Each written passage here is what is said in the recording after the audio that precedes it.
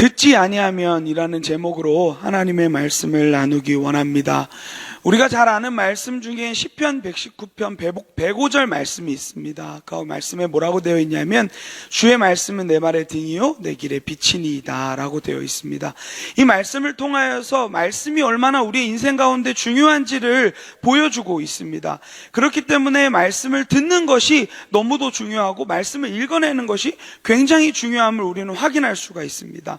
이 시편 119편 105절 말씀에 이 말씀의 이 두 가지 기능에 대한 부분들을 나타내고 있죠. 주의 말씀은 내 발의 등이다 라고 했을 때 호롱불 같은 역할을 하는 거예요. 그래서 우리가 서 있는 그 위치가 안전한지, 우리 주변이 안전한지, 내가 제대로 서 있는 건지, 내 주변에 장애물은 없는지, 위험한 것은 없는지, 그것을 말씀이 첫 번째로 조명합니다.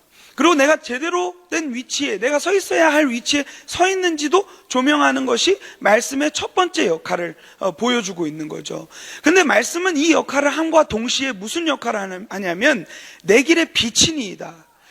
먼저는 내가 서 있는 위치를 조명하고 또 동시에 내가 나아가야 될 그 길을 말씀은 철저히 우리에게 조명해주고 있다고 얘기하고 있습니다. 그렇기 때문에 우리는 말씀 안에 거하고 말씀이 우리에게 말하는 대로 늘 귀를 기울이고 말씀이 우리에게 말하는 대로 우리의 발걸음을 옮기는 것이 굉장히 중요한 그리스도인의 삶의 원리라는 것을 확인할 수가 있습니다.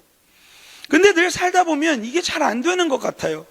말씀을 들으면서 또 말씀을 읽으면서 듣기는 들었는데 읽기는 읽었는데 이 말씀이 내 삶에서 왕노릇하지 않는 그러한 모습들이 너무도 많이 우리의 삶 가운데 나타나지는 않습니까? 저는 이것에 대해서 곰곰이 묵상해 보았어요. 아니, 되게 삶이 살아가는 것이 굉장히 말씀은 심플하게 얘기해주고 있는데 말씀이 우리를 조명하면 우리를 돌아보고 말씀이 우리를 조명하면 우리가 걸어가야 될 길을 보는 것, 이게 우리의 심플한 삶이라고 얘기를 하는데 이게 왜 이렇게 안 될까라는 생각을 해보게 되었어요. 그러다 보니까 정답도 심플하더라고요. 말씀을 제대로 듣지 않기 때문입니다. 왜 안 듣습니까? 그 이유는 뭐냐면 내 자아가 너무 큰 거예요. 내 경험 아니면 내 생각, 내가 생각하고 있었던 어떠한 부분들, 내 고집, 이러한 것들이 너무도 커서 하나님의 말씀이 말하는 데에는 온전히 귀를 기울이지 못하고 마음을 쓰지 못하고 그저 내가 하고 싶은 대로 살아가는 것. 근데 정말 어리석은 게 뭐냐면 우리는 길을 알 수 없는 존재들이거든요. 그래서 주님께서 얼마나 우리의 길이 되어주신다는 얘기를 성경에서 구약과 신약을 넘나들면서 얼마나 많은 얘기를 해주십니까? 심지어 우리 앞에서 친히 주님께서 인도하신다는 얘기를 얼마나 많이 해주십니까? 그러면 그분의 인도하심을 철저히 따라가고 순종하면 되는데 그게 그렇게 안 되는 거예요. 자녀들이 부모님의 말을 듣지 않아요?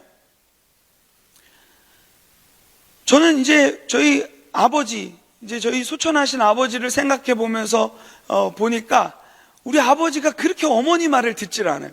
어머니는 늘 정답, 제가 옆에서 객관적으로만 봐도 어머니는 정답을 많이 얘기해 주고 늘 조심스럽게 신중하게 온유한 태도로 아버지께 말을 하는데 듣지 않아요. 자신의 고집, 자신의 어떠함이 너무도 커졌기 때문에 듣지 않는 거예요. 저는 이런 생각이 들어요. 듣지 않으면 괴물된다. 성경에 듣지 않아서 실패한 사람들이 얼마나 많이 등장합니까? 하나님은 분명히 친히 그분의 그 계획을 우리에게 낱낱이 얘기해 주시고 철저히 인도하시는데도 듣질 않아요. 여러분들이 사무엘상, 우리가 지난 아마 학계에 우리가 계속해서 묵상을 했던 말씀인데 사무엘상 15장을 여러분들이 기억하실 것입니다. 사울, 이 땅을 다스리시는 진짜 왕이신 여호와 하나님의 그 말씀을 듣지 않고 육신의 왕인 자신의 소리를 듣는 거예요. 다른 소리를 듣는 거예요. 양의 소리, 소의 소리를 듣는 거예요. 그러니까 하나님의 소리가 들리지가 않는 거예요. 분명히 하나님은 아말렉을 진멸하라. 이 전쟁은 전리품을 취하는 전쟁이 아니고 경제를 위한 전쟁이 아니다. 나의 하나님 되심을 드러내는 전쟁이다 라는 얘기를 하면서 아무것도 취하지 말라고 하는데 사울은 거기에 귀를 기울이지 않고 저 아까운 소의 소리, 양의 소리, 자신의 내면의 소리, 그러한 것들을 듣고 거기에 귀를 기울이고 나아가는 모습들이 등장합니다. 오늘 말씀도, 우리가 읽은 이 말씀도 하나님의 말씀을 듣지 아니하고 자신의 내면의 소리, 세상의 소리들을 귀 기울임으로 말미암아 하나님께 받게 되는 그 저주의 내용들, 강력한 이 저주에 대한 내용들을 다뤄내고 있습니다. 우리가 지금 이틀 전부터 우리가 계속해서 이 26장의 말씀을 보고 있지 않습니까? 26장의 말씀의 이 구조를 자세히 보면요, 아주 심플하게 얘기하고 있습니다.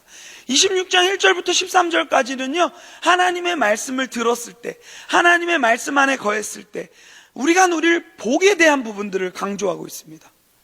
그러면서 저는 그 말씀을 묵상하면서 무엇을 느꼈냐면, 아, 그렇구나, 우리는 아주 단순하구나, 하나님을 가까이 하는 것이 우리에게 가장 큰 복이구나를 느꼈거든요. 근데 그 14절부터 오늘 말씀 39절에 이르기까지 쭉 얘기하는 것은 뭐냐면 저주에 관한 내용입니다. 말씀을 듣지 아니하면, 오늘 설교 제목이죠, 듣지 아니하면 우리가 받게 될 그 내용들이 무엇인지에 대한 부분들을 상세하게 정리해주고 있습니다. 어제도 아주 살벌하게 그것을 우리가 말씀을 통해서 봤는데요, 여전히 듣지 않습니다.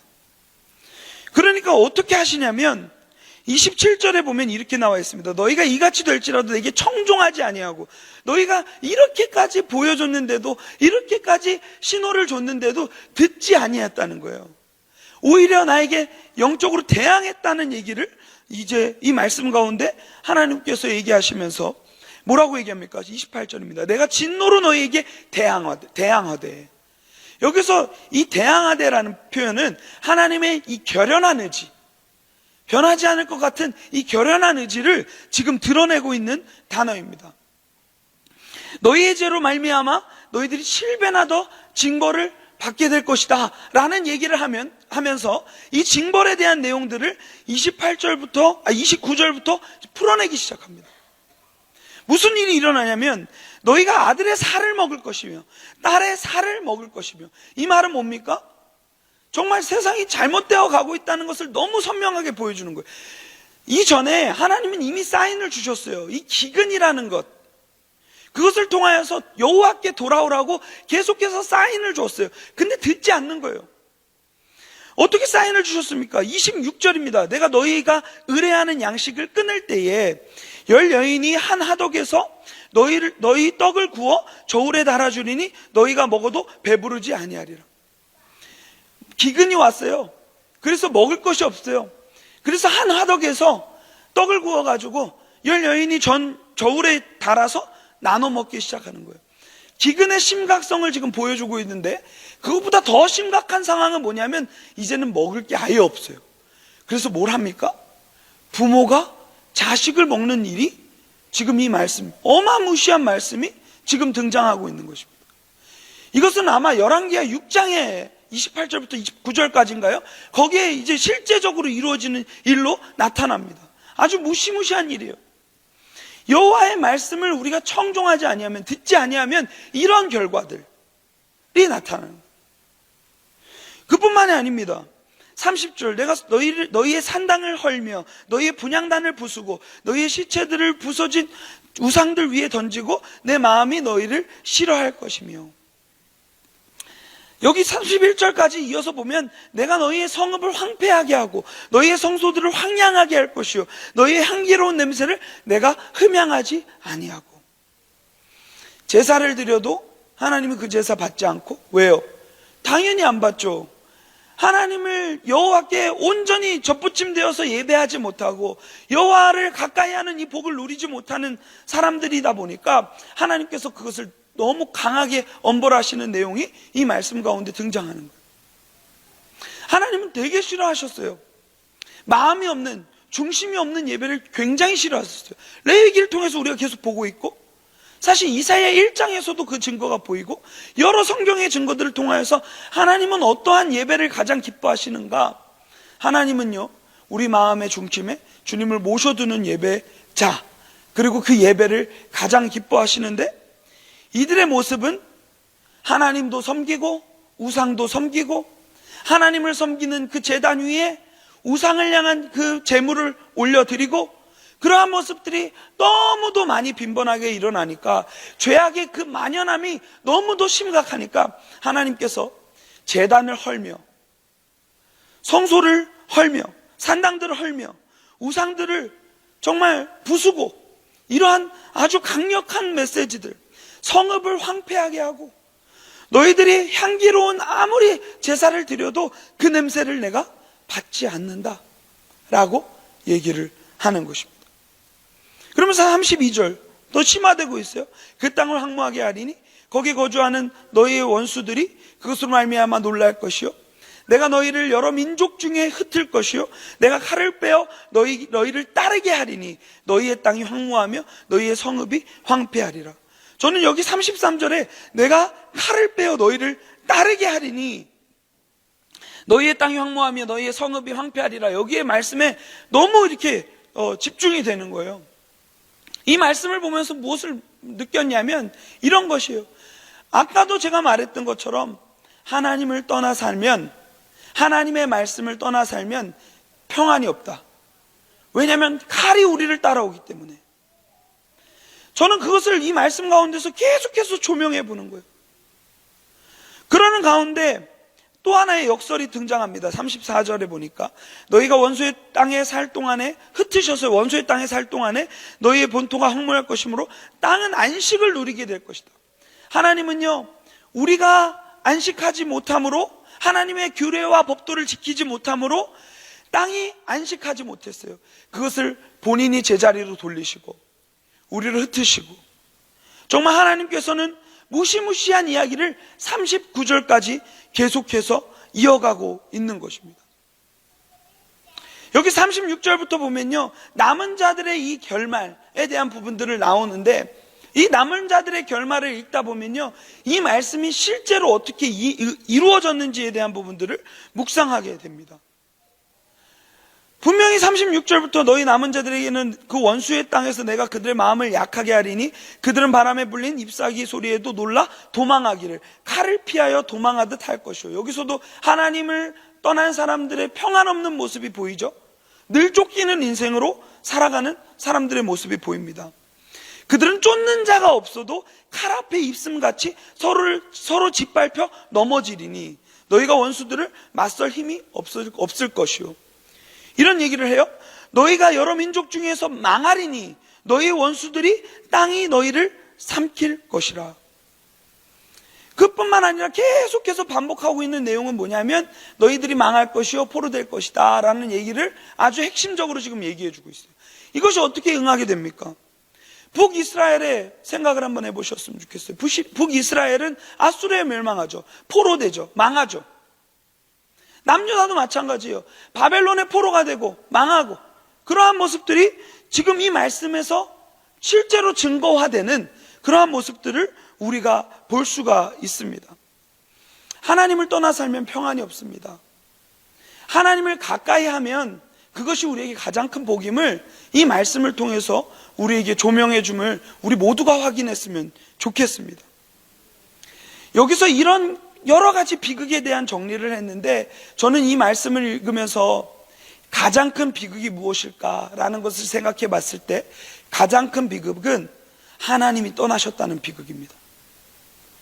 사울이 하나님의 말씀을 듣지 않아서 그에게 정말 왕이라는 이 직분을 하나님이 거두어 가시죠. 근데 왕에서의 이 직분을 거두어 가는 것, 이것보다 이 사울에게 가장 큰 비극은 뭐냐면 하나님이 떠나셨다는 비극입니다. 하나님의 말씀을 청종하지 않으면 그 결과는 하나님이 떠나시는 결과입니다. 그렇기 때문에 이 말씀을 통해서 우리가 심플하게 정리했으면 좋겠어요. 하나님을 가까이 하는 것이 우리에게 가장 큰 복이다.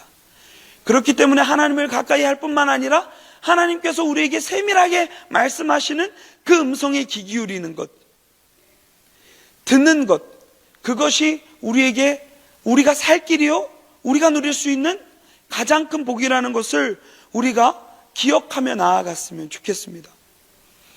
26장 14절부터 39절까지의 말한 이 저주의 내용은요, 앞에서 말한 이 축복의 내용, 1절부터 13절까지 말하는 이 축복의 내용과 굉장히 평행적입니다.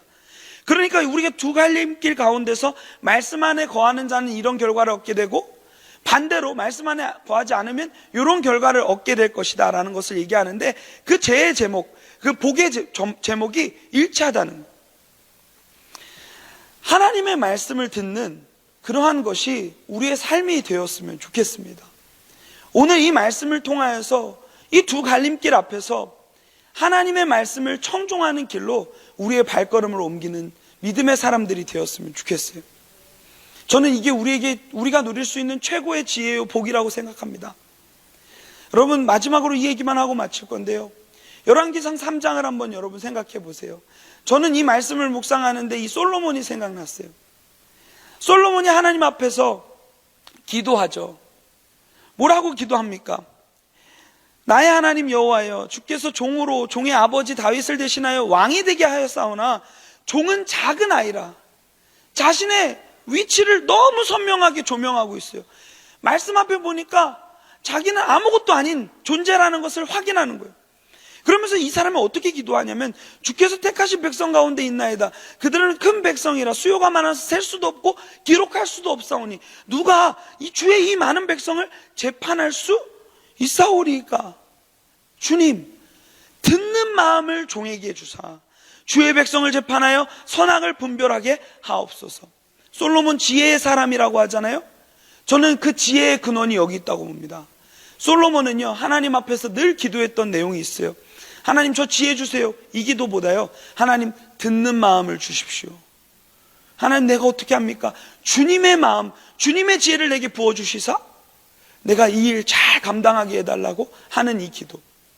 오늘 이 새벽에 나와서 주님 앞에 엎드린, 지혜를 구하고 듣기를 원하여서 엎드린 우리 모두에게 하나님께서 세미한 음성으로 말씀하여 주시고, 이 솔로몬이 누린 최고의 지혜를 누리는 우리 복된 성도님들 되었으면 좋겠습니다.